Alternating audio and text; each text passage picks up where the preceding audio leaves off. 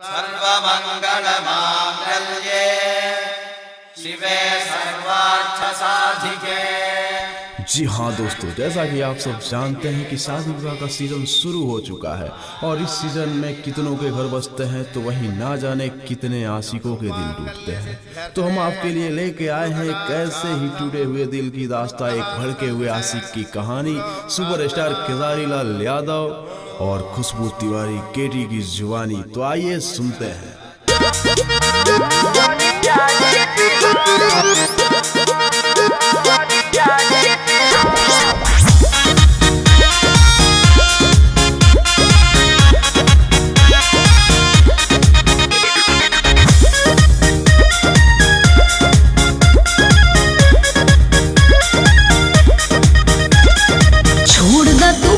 शादी भइल हमर फिक्स, हमारा से प्यार के तुलना बाबू रेस। छोड़ दा तू पीछा, शादी भइल हमर फिक्स, हमारा से प्यार के तुलना बाबू रेस। तोहरा के दे तनी हम तक सा, तोहरा के दे तनी हम तक सा।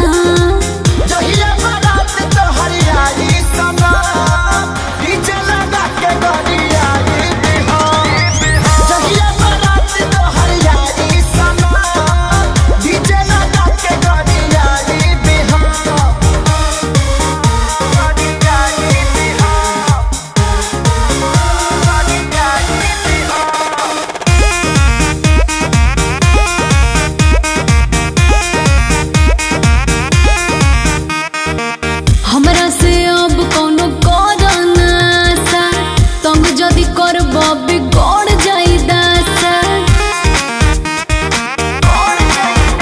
अरे हमरा से अब कोनो करना सा, तंग जदी करब बिगड़ जाई दासा। अरे धमकी से तो हटाया हम ना डराई बहो, कैलू कर तूत जौन हमारा से सबके बताई बहो।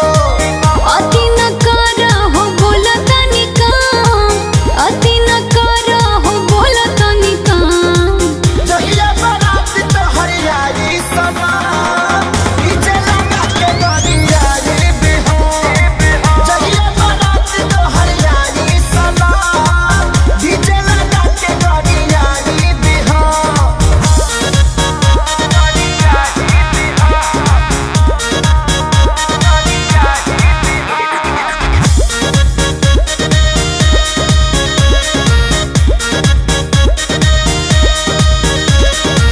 ऐसे न हो खा तू हमसे नाराज हो, बुझा मजबूरी हमारे यादवराज हो।